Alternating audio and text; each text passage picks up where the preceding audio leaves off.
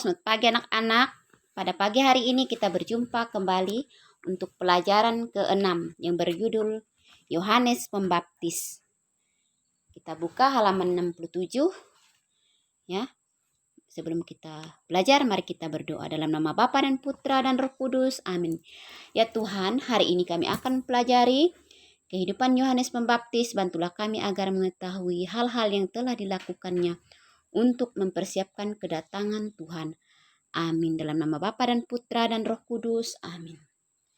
Sebelum kita melanjutkan materi kita, mari kita melihat tujuan pembelajaran kita. Yang pertama, siswa dapat menceritakan perbuatan dan pesan-pesan pertobatan yang disampaikan oleh Yohanes Pembaptis. Yang kedua, siswa dapat menjelaskan kaitan antara perbuatan dan pesan-pesan Yohanes Pembaptis dengan kedatangan Yesus. Yang ketiga, siswa dapat menunjukkan pengalaman nyata yang serupa dengan perbuatan atau pesan-pesan pertobatan Yohanes Pembaptis. Baiklah anak-anak, itu tujuan pembelajaran kita. Mari kita lihat halaman 68. Pada buku paket kalian boleh buka halaman 68 sampai halaman 70 ya. Sampai halaman 70 dan 71. Kita mengamati gambar.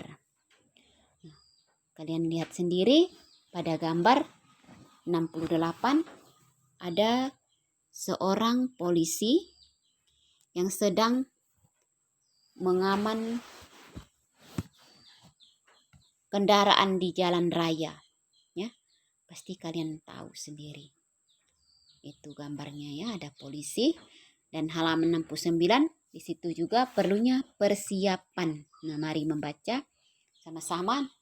Nah, kalian pernah mengamati pasangan orang yang mau menikah? Sebelum mereka menikah, wakil keluarga calon pengantin pria datang ke rumah keluarga calon pengantin perempuan. Tentunya perlu persiapan. Ya, perlu ada orang yang diutus terlebih dahulu sebelum mereka melangsungkan pernikahan.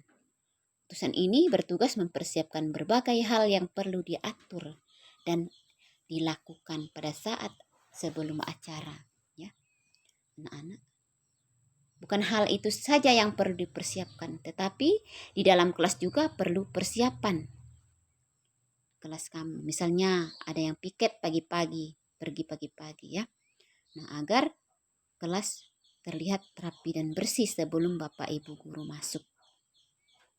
Nah, kalian juga pernah mendengar cerita tentang Yohanes Pembaptis. Nah, ketika Tuhan Yesus hendak memulai karyanya, Yohanes Pembaptis mendahulunya untuk mempersiapkan jalan bagi Tuhan dengan mengajak semua orang untuk bertobat. Maka mereka disebut bentara atau pelayan yang mendahului Tuhan untuk mempersiapkan atau mengkondisikan situasi agar sesuai dengan rencana Allah. Nah, anak-anak, ada juga di gambar halaman 71. Di situ ada gambar A dan gambar B. Nah, jadi di situ kalian melihat dan akan mengalami kejadian seperti pada gambar di atas. Nah, ada yang perbuatan yang baik, ada yang perbuatan yang buruk yang biasa dilakukan anak-anak di sekolah. Nah, contohnya misalnya di kelas ada yang mau belajar, ada yang sedang melamun, ada yang malas-malas, ada yang asik main game di gambar itu. Ya. Nah, itulah perbuatan yang baik dan perbuatan yang tidak baik. Nah, tentu kalian harus melakukan bertobat agar tidak melakukan hal-hal yang tidak baik. Nah, kita telah belajar tentang perlunya mempersiapkan diri. Ya, Tuhan juga datang ke dunia juga perlu persiapan. Anak-anak, Jadi kita di sekolah juga perlu persiapan. Sebelum kita pergi sekolah, kita harus mempersiapkan diri terlebih dahulu agar kita bisa belajar dengan baik. Baiklah anak-anak, mari kita melihat lagi halaman 72 yang menceritakan tentang Yohanes ya, Pembaptis. Siapa itu Yohanes Pembaptis? Yohanes Pembaptis dikenal sebagai sosok orang yang sederhana. Hidupnya diwarnai dengan penuh pantang dan puasa. Ya. Nah, pada waktu itu datanglah Yohanes ke seluruh daerah Yordania dan menyerukan, "Bertobatlah dan berilah dirimu dibaptis dan Allah akan mengampuni dosamu." Ya. Nah, pesan yang dibawa Yohanes Pembaptis hanya satu, yaitu pertobatan. Apa itu bertobat? Bertobat artinya memperbaiki kesalahan dengan perbuatannya nyata. Jadi anak-anak, itu yang disampaikan oleh Yohanes Pembaptis. Nah, untuk bisa menerima rahmat penebusan dari Allah, maka ada hal-hal yang perlu dilakukan. Yang pertama, agar kita bisa menerima rahmat penebusan dari Allah, manusia perlu rendah hati yang pertama. Yang kedua, jujur mengakui kesalahan-kesalahannya. Yang ketiga, bertobat dengan mengubah cara berpikir dan tingkah lakunya. Artinya kita harus bisa meninggalkan perbuatan-perbuatan buruk dan mulai berbuat baik. Ya anak-anak. Nah, pada waktu itu juga tampillah Yohanes Pembaptis di padang gurun Yudea dan memberitakan, "Bertobatlah, sebab kerajaan surga sudah dekat."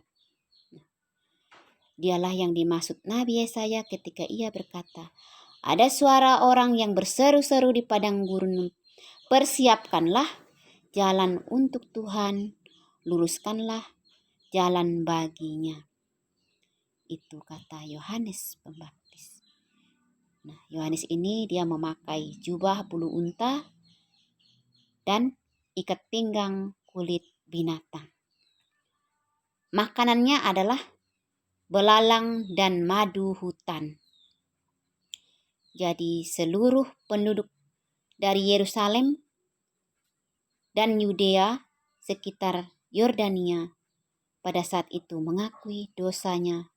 Mereka minta dibaptis oleh Yohanes Pembaptis di sungai Yordan. Maka juga datanglah Yesus dari Galilea ke Yordan, dan Yesus juga dibaptis oleh Yohanes Pembaptis.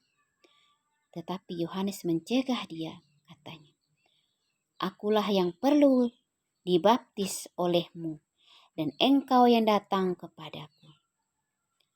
Tetapi Yesus menjawab, "Biarlah hal itu terjadi, karena demikianlah sepatutnya kita menggenapkan seluruh kehendak Allah." Lalu Yohanes pun menuruti perintahnya, dan ia dibaptis oleh Yohanes Pembaptis di sungai Yordan. Sesudah dibaptis, Yesus segera keluar dari air, dan pada waktu itu juga langit terbuka dan ia melihat Roh Allah seperti burung merpati turun ke atasnya. Lalu terdengarlah suara dari surga yang mengatakan, "Inilah anakku yang kukasihi, kepadanya lah aku berkenan." Nah anak-anak, semoga penjelasan secara ringkas yang Ibu sampaikan kalian dapat mengerti dan memahaminya. Dan Ibu akhiri, kita tutup dengan doa. Mari kita buat tanda salib dalam nama Bapa dan Putra dan Roh Kudus. Amin. Tuhan Yesus, terima kasih atas berkat-Mu sepanjang pagi hari ini, sehingga kami bisa belajar dengan baik. Berkati kami agar kami bisa berbuat lebih baik. Amin. Dan nama Bapa, Putra dan Roh Kudus. Amin. Sampai jumpa anak-anak. Tuhan Yesus memberkati.